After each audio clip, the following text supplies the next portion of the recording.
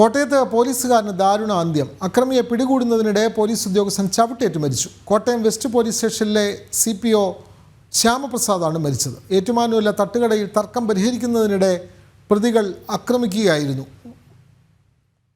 ഏറ്റുമാനൂരിലാണ് ഇത്തരത്തിലുള്ള ദാരുണ സംഭവം ഇന്നലെ രാത്രി ഉണ്ടായത്. ഡ്യൂട്ടി കഴിഞ്ഞ് വീട്ടിലേക്ക് മടങ്ങുന്നതിനിടെ കോട്ടയം വെസ്റ്റ് പോലീസ് സ്റ്റേഷനിലെ CPO ശ്യാമപ്രസാദ് അവിടെ തട്ടുകടയിൽ എത്തുന്നു. അപ്പോഴാണ് ആ തട്ടുകടയിൽ ഒരു വാക്കേറ്റം നടക്കുന്നത്, അല്ലെങ്കിൽ കയ്യാങ്കളിയിലേക്ക് കാര്യങ്ങൾ പോകുന്നത്. ഇക്കാര്യം പരിഹരിക്കുന്നതിന് വേണ്ടി ഇടപെട്ട ശ്യാമപ്രസാദിനെയാണ് അക്രമികൾ കയ്യേറ്റം ചെയ്തത്. അതേ തുടർന്ന് അക്രമികളുടെ ചവിട്ടേറ്റ് അദ്ദേഹം മരണപ്പെടുന്നു, കുഴഞ്ഞു വീഴുന്നു. ഉടൻ തന്നെ സമീപത്തെ ആശുപത്രിയിൽ എത്തിച്ചെങ്കിലും അദ്ദേഹത്തിന് ജീവൻ രക്ഷിക്കാനായില്ല. ഈ അക്രമി നിരവധി കേസുകളിലെ മറ്റ് കേസുകളിലും പ്രതിയാണ് എന്നുള്ള വിവരം കൂടി പുറത്തു വരുന്നുണ്ടല്ലോ. മിഥുൻ അയ്യപ്പൻ, കൂടുതൽ വിവരങ്ങൾ.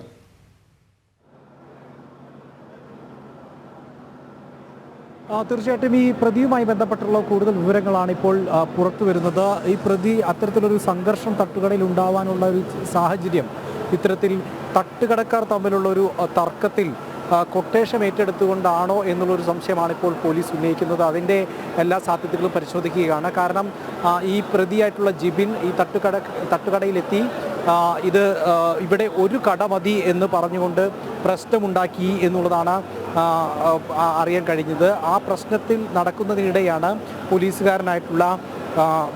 പോലീസുകാരൻ അവിടേക്ക് എത്തുന്നത്, ശ്യാമപ്രസാദ് അവിടെ എത്തുന്നത്, ഈ തർക്കത്തിൽ ഇടപെടുകയും ചെയ്തത്.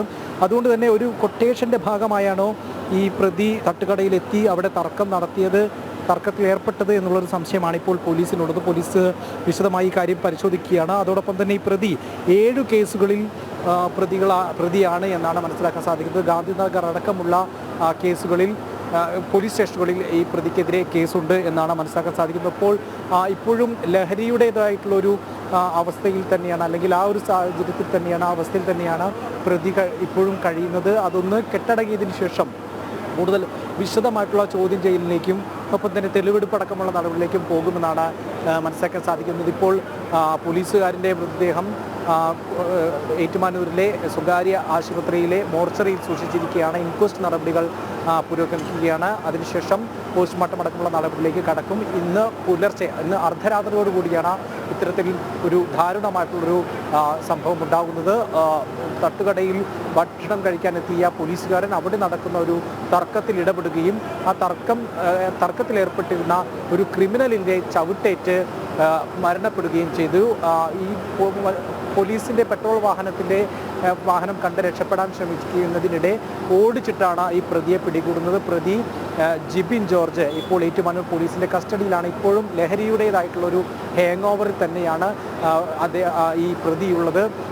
പോലീസിൻ്റെ ചോദ്യങ്ങളോട് സഹകരിക്കുന്നില്ല. ഒപ്പം തന്നെ വലിയ അക്രമാസക്തമായിട്ടാണ് പോലീസ് സ്റ്റേഷനകത്തും പെരുമാറിക്കൊണ്ടിരിക്കുന്നത് എന്നാണ് അറിയാൻ സാധിച്ചത്. അത് കൂടുതൽ വിശദമായിട്ടുള്ള ചോദ്യം ചെയ്യലെല്ലാം തന്നെ നടക്കാനിരിക്കുന്നു. തെളിവെടുപ്പെല്ലാം പൂർത്തിയാക്കേണ്ടതുണ്ട്. മരിച്ച പോലീസുകാരൻ്റെ ഇൻക്വസ്റ്റ് നടപടികളെല്ലാം തന്നെ പുരോഗമിച്ചുകൊണ്ടിരിക്കുകയാണ്. പോസ്റ്റ്മോർട്ടം ഉടൻ തന്നെ നടക്കും. അതെ, അപ്പോൾ നമ്മൾ മനസ്സിലാക്കുന്നത് മിഥുൻ അയ്യപ്പൻ, ഈ കോട്ടയത്ത് ഇത്തരത്തിൽ ക്രിമിനലുകൾ വിളയാടുന്നു എന്നുള്ളതാണ്. അതായത് മന്ത്രി VN വാസവൻ ഉൾപ്പെടുന്ന അവരുടെ മണ്ഡലം കൂടിയാണ് എന്ന് മനസ്സിലാക്കുന്നു ഏറ്റുമാനൂർ. അപ്പോൾ അവിടെയാണ് ഇത്തരത്തിലൊരു ക്രിമിനലിൻ്റെ ചവിട്ടേറ്റ് ഒരു പോലീസുകാരൻ കൊല്ലപ്പെടുന്നത്. ഈ സഹപ്രവർത്തകർ ശ്യാമപ്രസാദിനെ പറ്റി കൂടുതൽ കാര്യങ്ങൾ പറയുന്നുണ്ടാവുമല്ലോ. അദ്ദേഹം സർവീസിൽ എങ്ങനെയായിരുന്നു, അല്ലെങ്കിൽ അദ്ദേഹം ഡ്യൂട്ടി കഴിഞ്ഞ് വീട്ടിലേക്ക് മടങ്ങും വഴി ഉണ്ടായ ഈ സംഭവം, ശ്യാമപ്രസാദിൻ്റെ പോലീസ് സേവനങ്ങളെപ്പറ്റി സഹപ്രവർത്തകർ പറയുന്നത് എന്തെല്ലാം കാര്യങ്ങളാണ് മിഥുൻ അയ്യപ്പൻ?